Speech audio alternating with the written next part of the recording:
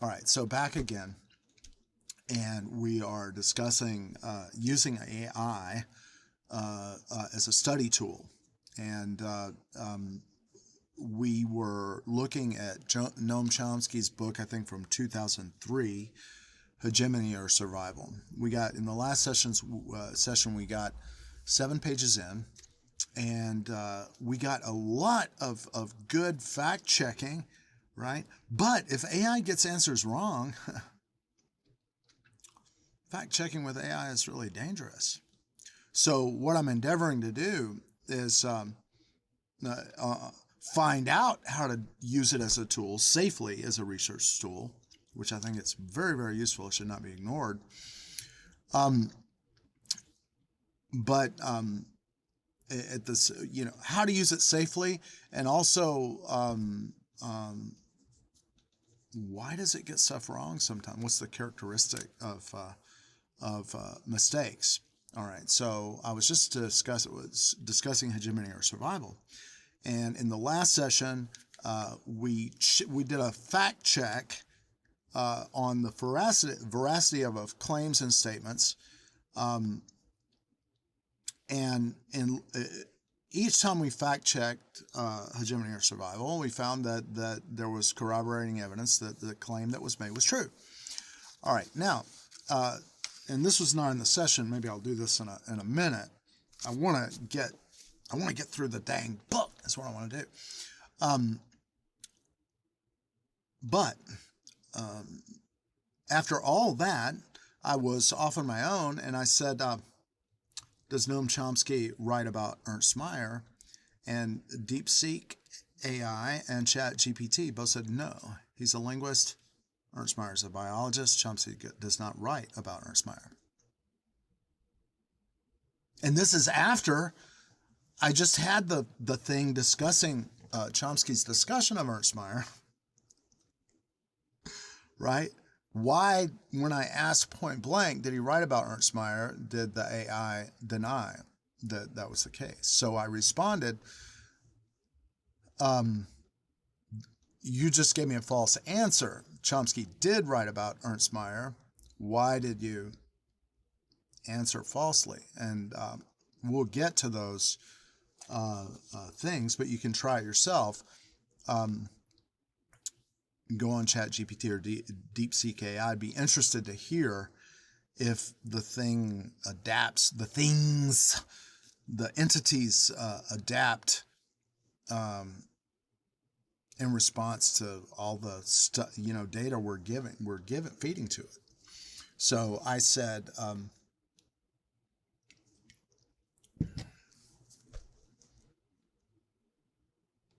you gave me a false answer. Why did you do that? And the entity responded, I did give you a false answer, and I'm sorry. You are correct.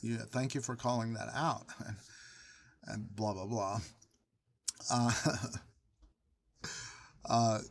So yeah, what we're going to do is explore further AI and AI research safety, right? Because it can't be overlooked as a valuable tool, but also as an extremely dangerous tool if it's not used correctly. And that's part of what I want to cover in this class. All right. Now, the other thing that I was saying is, up to page 7 in the book, Chomsky was really talking about Ernst Mayr's work, and it's also the reason, it's like almost the inspiration for the entire book to examine Ernst Mayr's position. I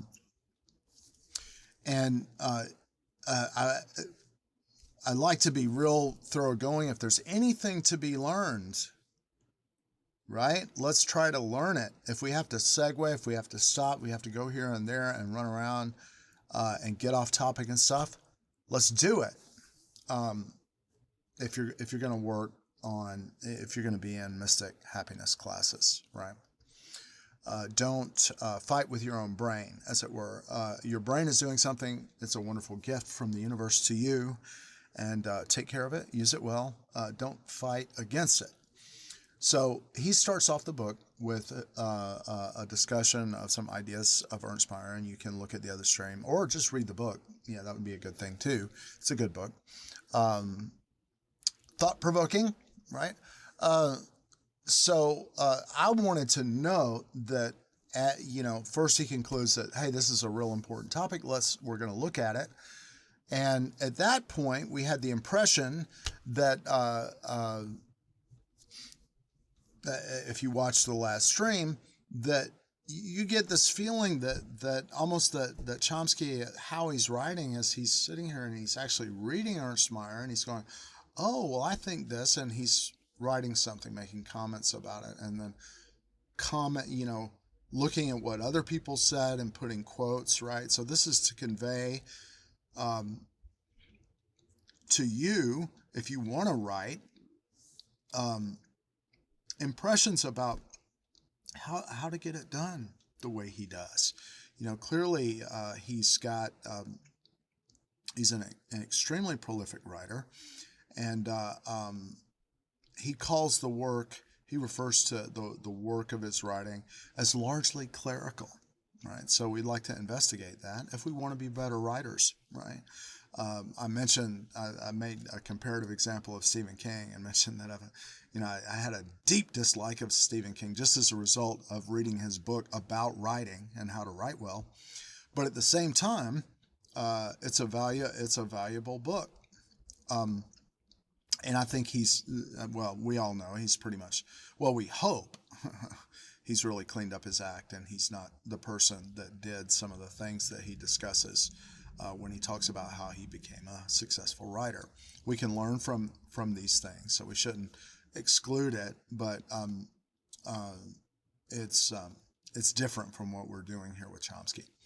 Although there may be violence in both cases and unpleasant things. All right, so Ernst Mayr, he's gone for the moment, and this paragraph here, I think, shows a little bit of Chomsky's just himself, his sort of artistic flair or whatever. So let's look at it. Let us try to unravel some of the many strands. Oh, that's a metaphor? Is that what that is? That enter into this complex tapestry. What in the world is he talking about? Well, he's talking about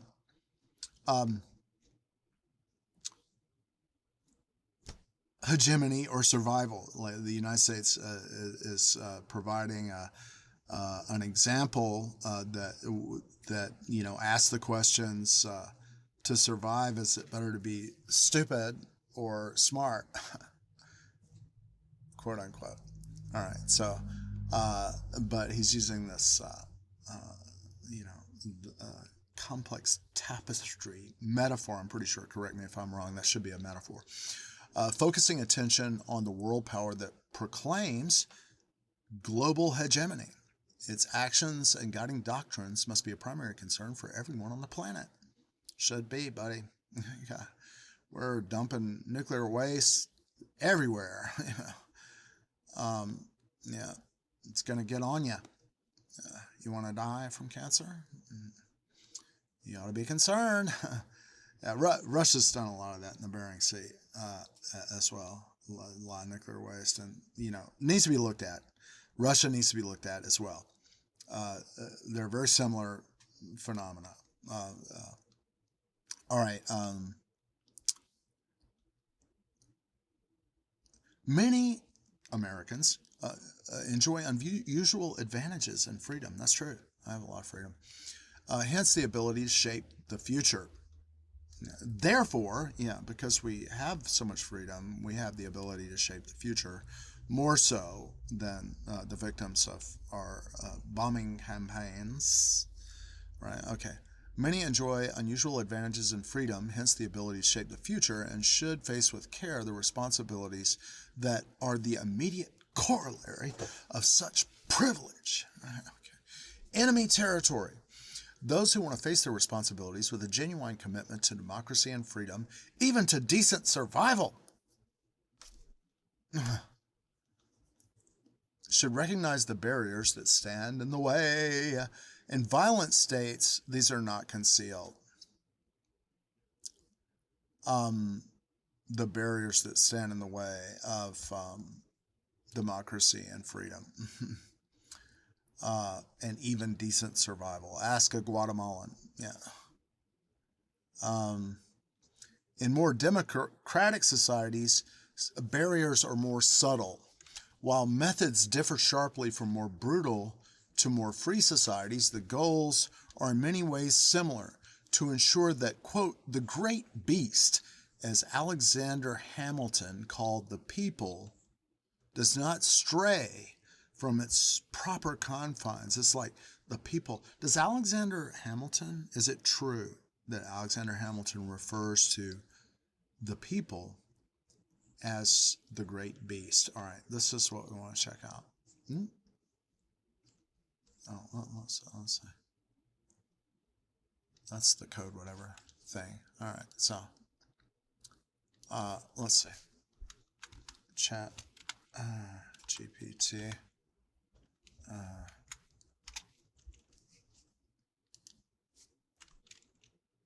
Is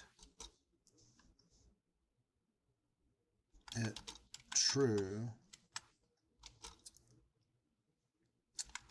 that Alexander, remind me to learn how to type. I keep putting that off. It's the worst ADHD procrastination of my entire life.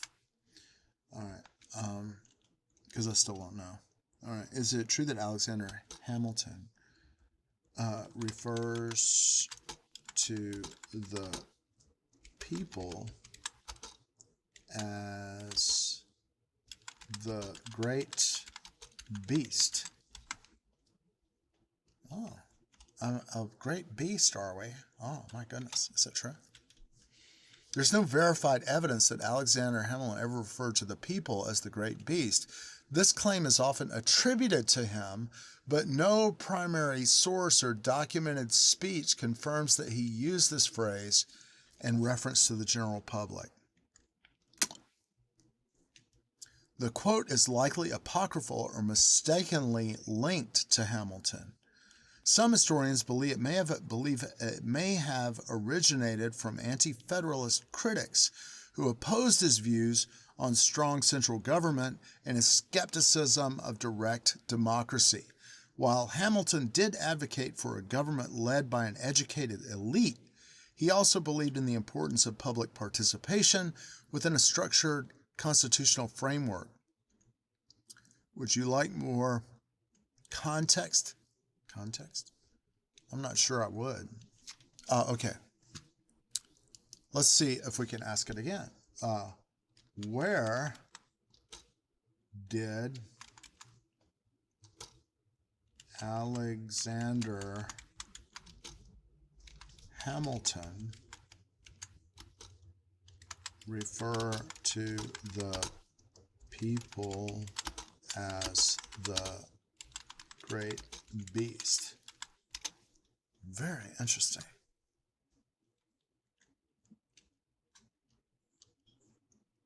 Same thing. All right. Who claimed that Alexander Hamilton referred to the people as the great beast? Let's see.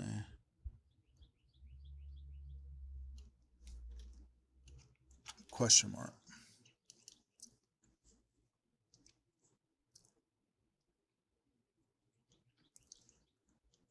The claim is widely circulated.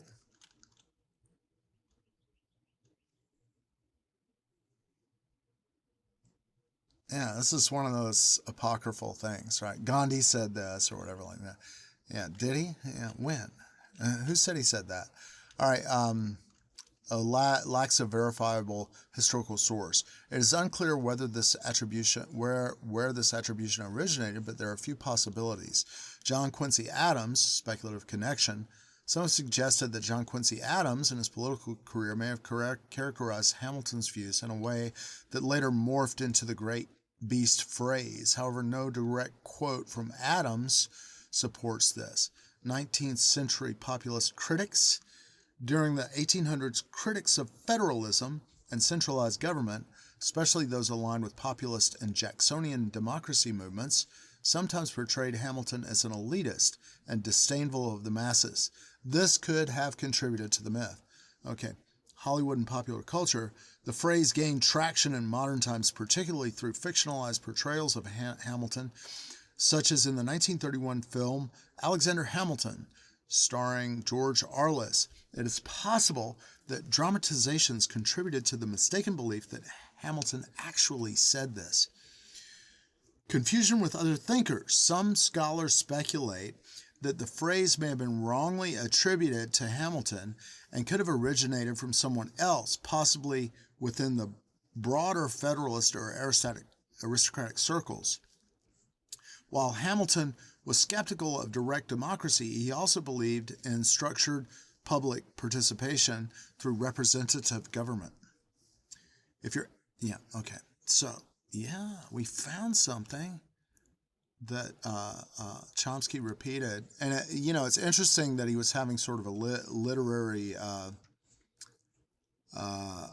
moment. Like right here, this is kind of it's like, hey, this is a real Chomsky right here. Okay, it's not a bunch of quotes, All right, so let's get back to the narrative. Controlling the general population has always been a dominant concern of power and privilege, particularly since the first modern democratic revolution in 17th century England. Okay, is that true? Seems to be true. True enough that I don't want to go check it. Now, just as a caveat, the what we were just looking at on Hamilton, if you're getting ready to use that material, you're going to have to delve into that and verify anything that's in question, right? Please. My God. Could be wrong. All right. And a lot of political hacks and stuff don't care, right? Okay. So we need to care. All right. The self-described men of best quality were appalled as a giddy multitude of beasts in men's shapes, rejected the basic framework of the civil conflict raging in England between king and parliament.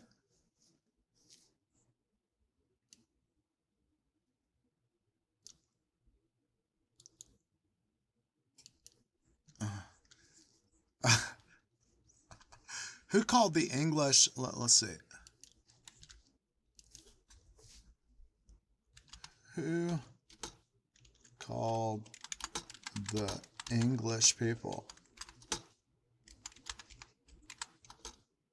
Control V. A giddy multitude of beasts in men's shapes. That's interesting.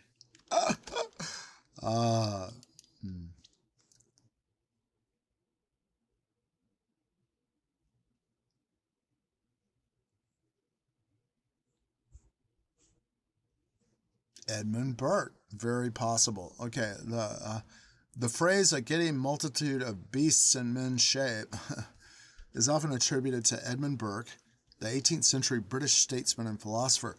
Burke was deeply critical of the excesses of the French Revolution and skeptical of pure democracy, believing that the masses could be swayed by emotion and demagoguery. They can't?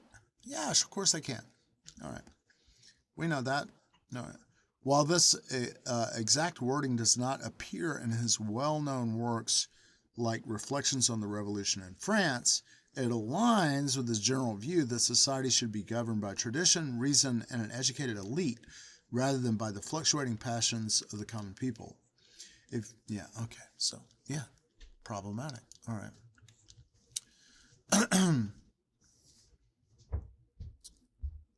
Okay.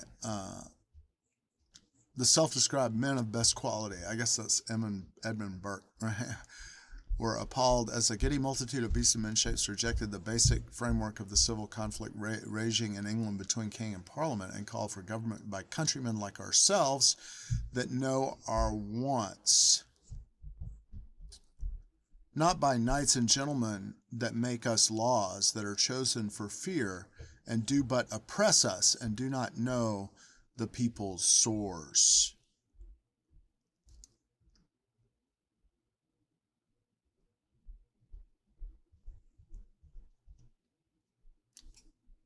This is good enough to take a look. All right. We're going to go copy this. Patience, my son. All right.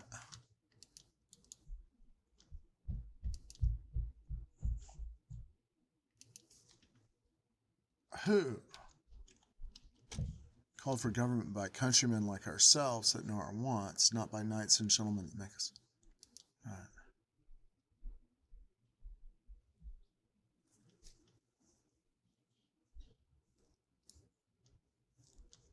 Very interesting. This, I want to check. This is the quote you're referencing comes from Thomas Rainsborough, a leading figure in the Putney debates of 1647 during the English Civil War. Rainsborough was a radical leveler and a strong advocate for expanded suffrage and democratic government. Well, I want to get to know him better. No wonder I don't know him yet. Right? In the Putney debates, he argued that political power should rest with ordinary people rather than with the aristocracy or wealthy elites. His full argument included the idea that the government should be run by countrymen like ourselves that know our wants rather than by knights and gentlemen that make us laws that are chosen for fear and do but oppress us and do not know the people's sores. Okay. So this is something that, you'd want to, if you're going to use this, you want to verify it. Go find the Putney debates, read them. Yeah, see what's going on.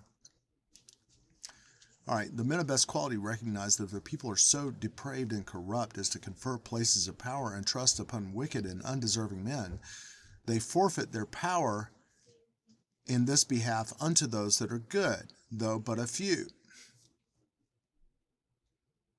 Think about it. All right. Almost 3 centuries later, Wilsonian idealism, as it is standardly termed, adopted a rather similar stance. Abroad, it is Washington's responsibility to ensure that government is in the hands of the good, though but a few. At home, it is necessary to safeguard a system of elite decision-making and public ratification, polyarchy in the terminology of political science, not democracy. Yeah.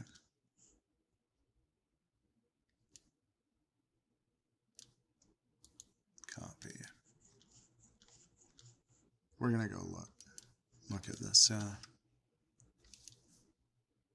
Who claims the following?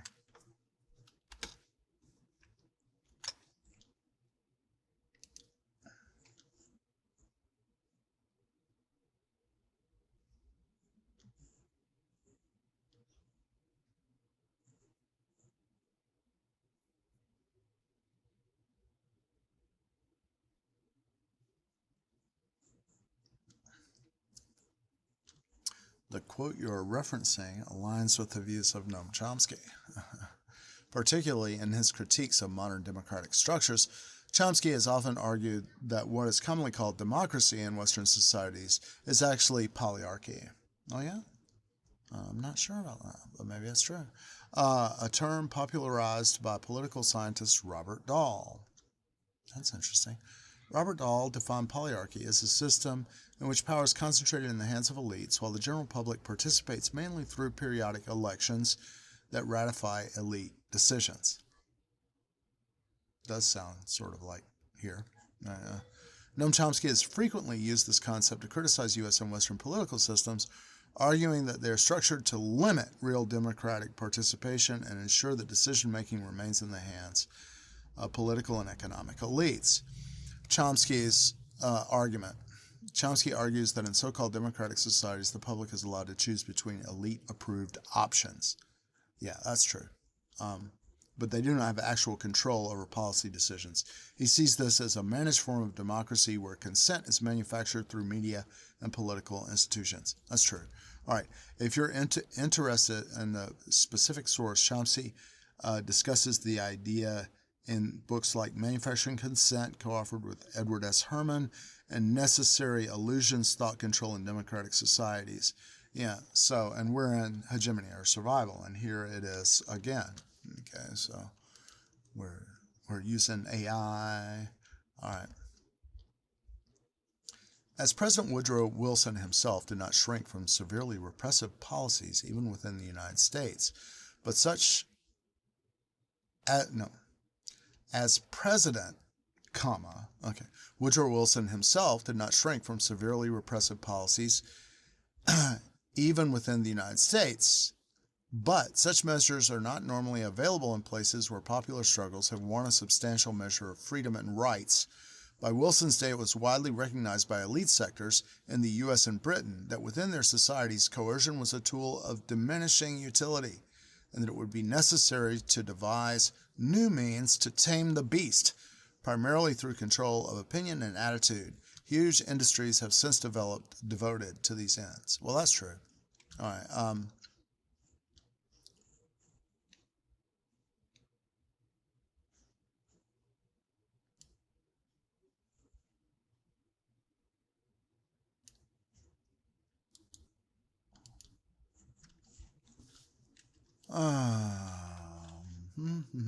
I'm going to get my ChatGPT. All right. Woodrow. My name was Woodrow. That would be a bomber. Huh? I like that name. Okay, so Woodrow Wilson. Let's see what I got.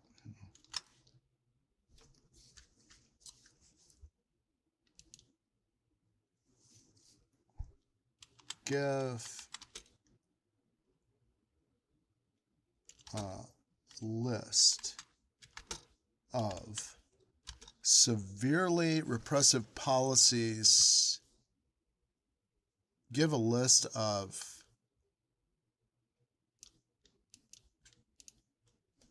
Woodrow Wilson's severely repressive policies within the United States.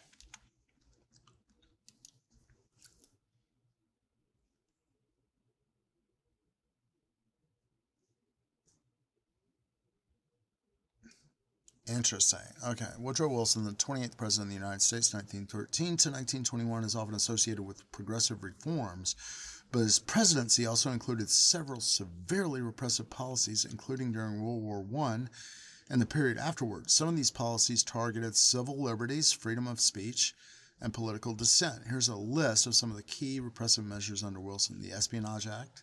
I think that's true. This law gave the government sweeping powers to prosecute individuals who were seen as interfering with the war effort or who criticized U.S. involvement in World War I. Key impact. The law led to the imprisonment of political dissidents, including prominent anti-war activists and socialists. It also curtailed free speech by making it illegal to publish anti-government materials. Okay. Sedition Act, a complement to the Espionage Act. This act expanded the scope of prohibited actions by criminalizing speech or publications that were disloyal, profane, or abusive towards the U.S. government, flag, or military. That's scary. Key impact. It was used to suppress anti-war protests and socialist or leftist political activities, leading to the prosecution of hundreds of people for expressing dissenting opinions. The Red Scare. The first Red Scare. Wilson's administration played a role in the widespread fear of communism and anarchism that resulted from the Russian Revolution and labor strikes in the U.S.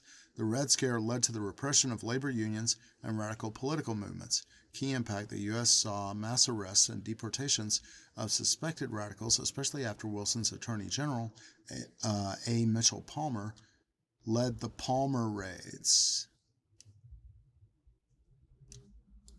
I want to see what this says. All right.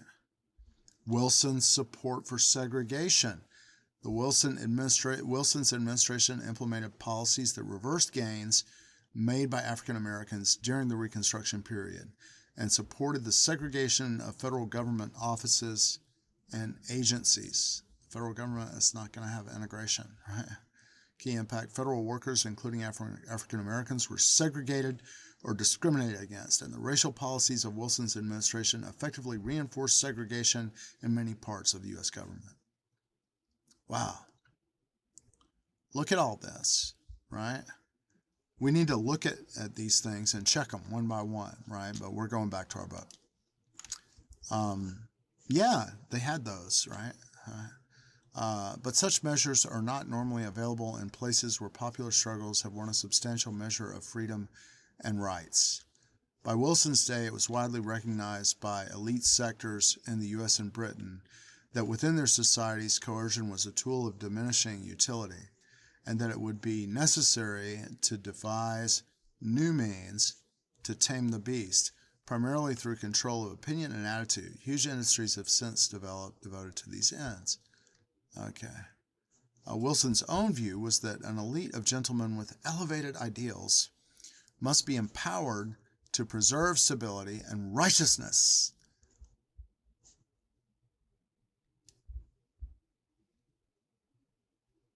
All right, we got a footnote, so we're gonna, again, remember that it's better to have an EPUB where the footnote opens a window directly where you're at.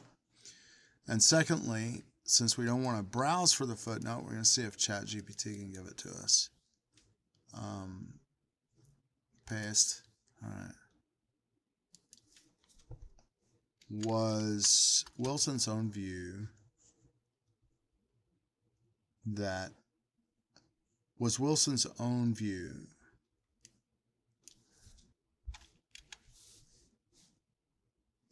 an elite of old gentlemen with elevated ideals must be empowered to preserve stability and righteousness?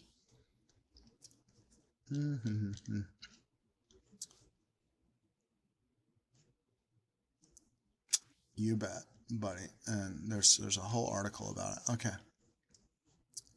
Go back and look at that. Leading public intellectuals agreed. The public must be put in its place. Walter Lippmann declared in his progressive essays on democracy. That goal could be achieved in part through the manufacture of consent, a self-conscious art and regular organ of popular government. This revolution in the practice of democracy should enable a specialized class to manage the common interests that very largely elude public opinion entirely.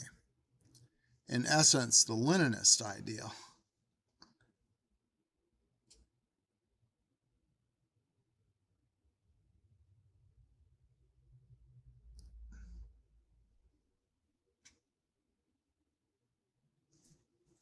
Very interesting. All right, let's see how we're doing.